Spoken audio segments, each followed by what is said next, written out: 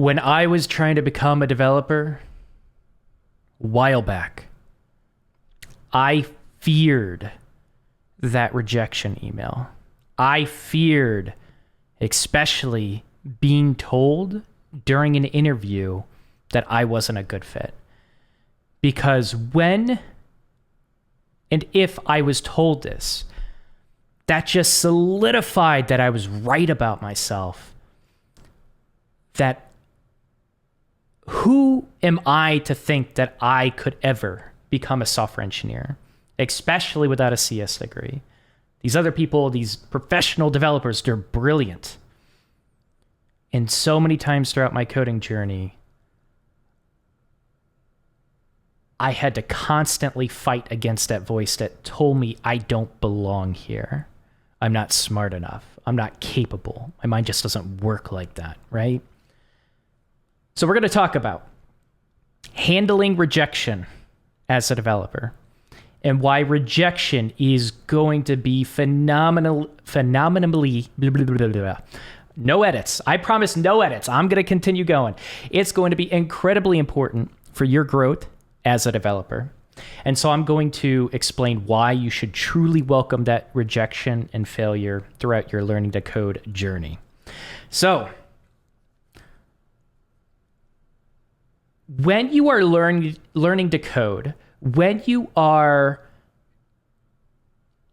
growing as a developer, when you're going through coursework, when you are going through project work and getting stumped and you get stuck and you have to deal with bugs that pop up and you have to feel really stupid and not capable because you took longer to get through that bug when maybe your buddy or someone you know, they seem to get through bugs like within 30 minutes, within 20 minutes, or you feel like they never experience bugs, which that reality is often warped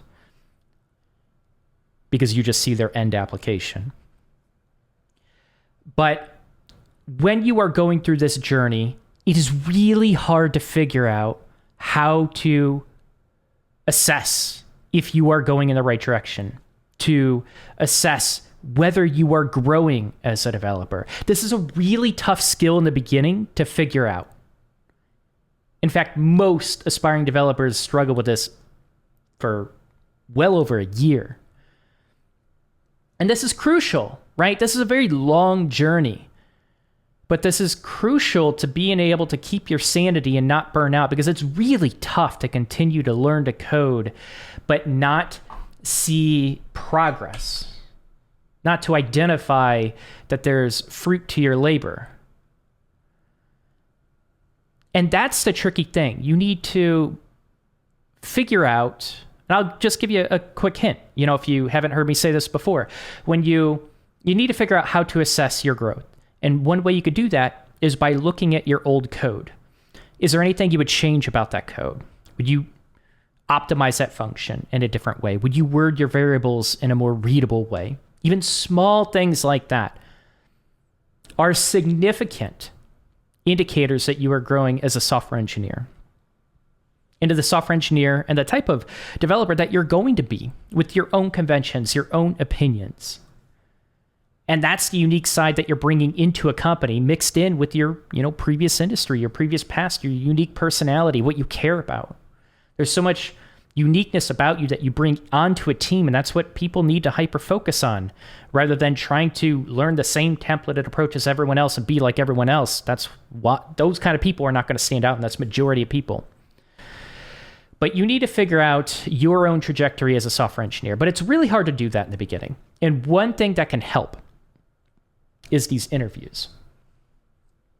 When you go to an interview, you start figuring out what hiring managers are looking for. Now, the tricky thing is different hiring managers, different teams, different companies with different products are looking for slightly different things, right? But you get through enough interviews, you can start to see a pattern. You could even look at experiences of people sharing their interview experiences. And I would actually, to be honest, I would mainly look at experiences of developers that went through the interview process and got a job, right? Because there's a lot of doom and gloom. and, feedback like, oh yeah, no juniors are getting a job anymore. And just companies aren't hiring junior developers. You don't have a chance, right? Even CS grads are not able to find a job. We're just all screwed. Like, if you get into that doomsday mentality, and you find that in like Reddit and Twitter and places like that, like, it's just garbage mentality. Successful people don't waste their time on those platforms bitching about shit. They just don't. You hear all the negative online. Like, successful developers are doing successful things. They are not wasting their time on the internet. They're smarter than that. That's a slight to myself. I spend way too much time looking through Reddit in the subreddits for programming, and I shouldn't. It's a toxic dump. But look at other interview experiences, especially successful ones that you can find, and just gauge what, they were tested over, what companies are looking for. And, if you can figure it out, like, what kind of position was it? Was it like a front-end position, a mobile position, a back-end position? What was the stack, right?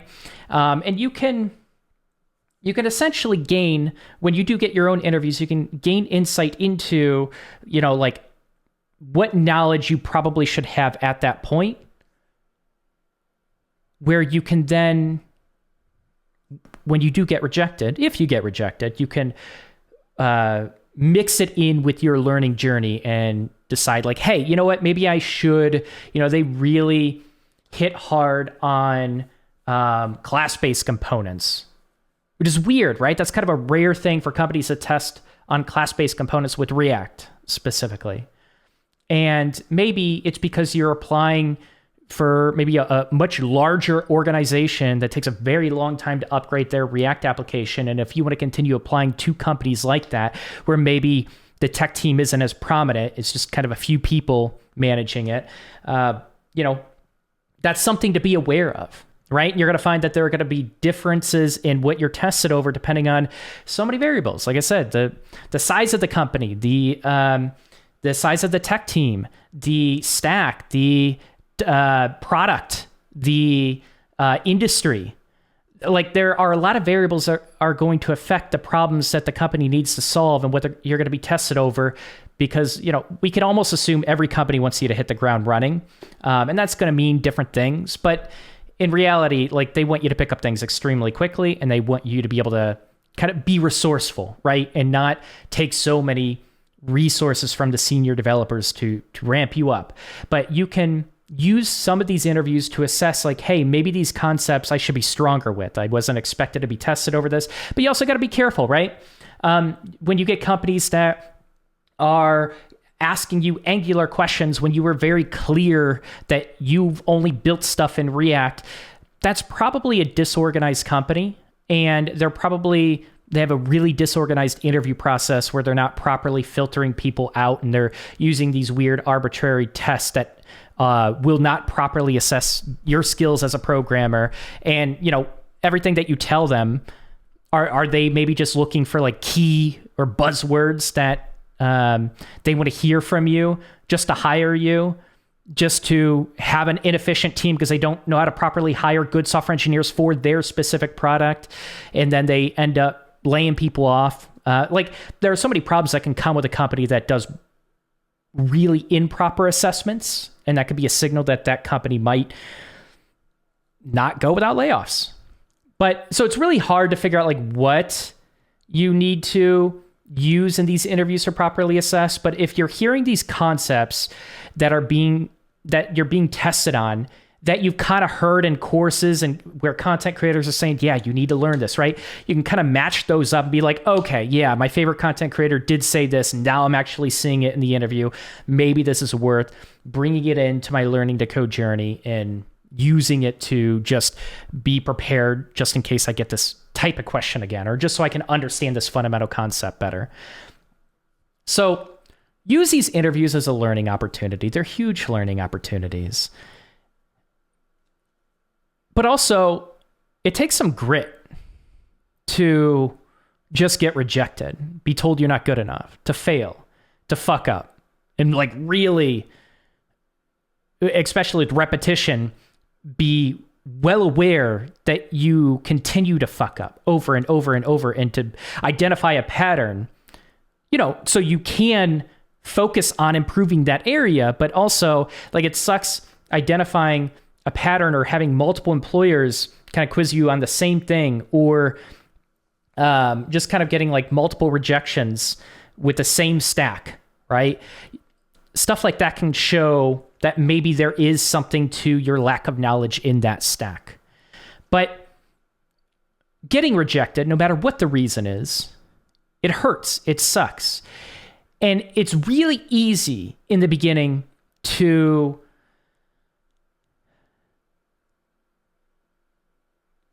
what do I want to say? No edits. It's really easy to take rejections personally. One thing that I did, and one thing I notice with other people as well, is you will apply for positions, and then, if you get further into the interview process or you really like the company, it's easy to stop applying as much, right? Because you're really focused on that company. And let's say you get into late stage interviews, it's really easy to just be waiting for that offer and kind of slow down your application process and think you can finally take your foot off the gas, which that couldn't be further from the truth. The mindset that you need to have with these interviews is, like, the more failure, the more rejection, it's going to build resilience. You're going to almost become robotic with it. And you are going to continue applying. And even if you're late stages with a company, until you literally sign on the dotted line with an offer letter that you are happy with, you should not change your job search strategy. You are still heavily applying. You're still going through all of your interviews. All of this is, it's all really important for you to continue, because it reinforces the mindset that you are building a system and you are following through with that system of job applications and job hunting. And you don't want to be taken out of that flow, because it could take a while to build up that system and flow of applying for jobs. Okay, now I'm going to learn a bit. Now I'm going to, build projects each week, and this is my schedule. Don't break that habit just because you're in late stages with a company that might not even hire you, because it can also hurt even worse and get even more discouraging when you slow down the application process and they're just like, yeah, we went with someone else. It's like, that hurts way worse than if you were to just continue applying. You're like, okay, this sucks, but I have 2 other interviews next week, right? You could feel a little bit better about that because you kept your foot on that gas with the job search, and that's what you need to train yourself to do. So don't hyper-focus on one company. I see that eating at people all the time, and I do it. I make that mistake still to this day to an extent. And so I know how it feels to give your hopes up for a company when you are trying to become a developer, especially when you love the code, especially when you just can't wait to get your foot in the door and build software and get paid for it. It's such a really cool professional and really cool feeling when you finally get to do that. And you are going to be further and further away from that when you take your foot off that gas and you destroy all the good habits that you built up. It's going to take a while to start that back up again. And then you're going to have to get into the routine of things, build that system up, build that routine up, and keep chugging forward until you sign an offer letter that you love, right? Where they're paying you enough. It's in a location that you love, and it just has the right culture, right? Like, continue applying for jobs until you finally accept that offer letter. Don't take your foot off the gas. I know I'm just repeating myself, but it's so incredibly important that you truly understand this and truly implement it in your job search strategies, because I see so many people burn out because they keep giving their hopes up. Become a machine as much as you can. And the way you can do that is by building a system and acting on the steps that it takes to continue to maintain and build that system of data. And that's another thing. You should be recording how your interviews go, right? Decompress a little bit. Just writing is really good for this. You could just write something even private, like a Notion doc, and just say, hey, I really like that we went over this problem, but I really struggle with this. I don't know if I should pick it up. I think I was just showing a lot of anxiety, right? And so you could start identifying things that maybe you screwed up in the interviews where, like, if you are really anxious at interviews, you could use ChatGPT, honestly, for mock interviews. You can have, like, seek out mock interviews in big cities and tech hubs and meetups. I don't know if different Discords offer them, and it takes a while to search for mock interviews or people giving free ones, but you could pay for them too. Those are really helpful, even if it's just one to get your nerves out of the way if you've never interviewed for a tech position, for a dev position specifically. That can help. But build a system to be able to say, like, something even really simple. Let's start with something really simple. Like, I applied for a front-end position, and it was based in Chicago, Illinois. And I used this job board to find it, or this is the way that I found it, right? These are just columns in a spreadsheet where you're identifying, and each row is going to be a job. And you can start looking for variables that you think are going to matter, right? Because there might be some interviews where you get a phone screen. Why did I get that phone screen? Did my stack match? What did they mention a project? They were really interested in this specific project. So is this project catching an employer's attention? I got 3 phone screens and they wanted to hear about this specific project. That's a huge indicator that that project's impressive. How can I make it more impressive and make it stand out? Maybe I could turn it into a SaaS product. Maybe I can, like, really turn it into a real professional looking project to make it stand out even more. And I just triple down on this project, right? Being able to identify, or I just practice talking about it, talking about the implementation, some of the harder challenges of the project. But when you build a spreadsheet, when I say a system, we're just going to right now focus on a spreadsheet. Maybe we should keep it that simple, because I think a lot of people don't even have this, but you just have a spreadsheet of different variables that you think are influencing how far you make it into interviews, what companies call you back, and also just to keep track so you don't reapply right away. Because, you could still apply again in 6 months to that same company. If they don't have a policy of, like, how often you should apply again, my suggestion is apply in 6 months again if you still see that position open. People might have different intervals of applying, but that's usually what I recommend. And so you can keep track of that. Did I apply to this company within the last 6 months? Yes or no? No? All right, let's go ahead and apply again. And this is really good for FANG-like companies. FANG companies usually will tell you how often you should apply for, and you just keep track of that. You don't apply until you reach that mark, and then you apply again. But having a spreadsheet makes you feel in control, because you are in control, because you are continuing to grow your job search strategy with a data-driven approach. That helps you detach your emotion from the job search. And that's really what you're aiming for. You're detaching this emotional experience from the job search.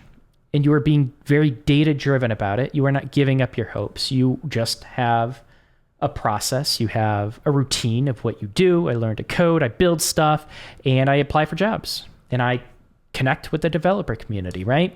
Those are kind of your 4 main components of the job search. And I just keep doing it and doing it and doing it. And I get better and better and better at it, because I can analyze what I've fucked up with so far. And I can analyze what companies actually are taking notice of what I can do, because, again, I bring something unique to the table. What is that unique thing? What do companies care about? What is making me stand out with these few companies that have given me those phone screens? Build a system. Identify. Self-assess. And it takes time to be able to do this effectively, but you're never going to get better at it until you start doing it. So this is my approach for handling the job search, and more importantly, the rejections, the massive amount of rejections that I get in the job search. And it's really to take emotion out of it, self-assess, and build a system to continue to improve your job search so you just get better and better and better at it. If you do that, I think you're going to be in a much better place with handling the job search, because it probably will take a while, but it'll also help you get that job faster by improving this process. But let me know what you think. If you have a different process of being able to do this long term and develop that crit to be able to handle this long job search process and improve, like, please, share in the comments below what has helped for you. But yeah, I hope this helps. I'll see you in the next one.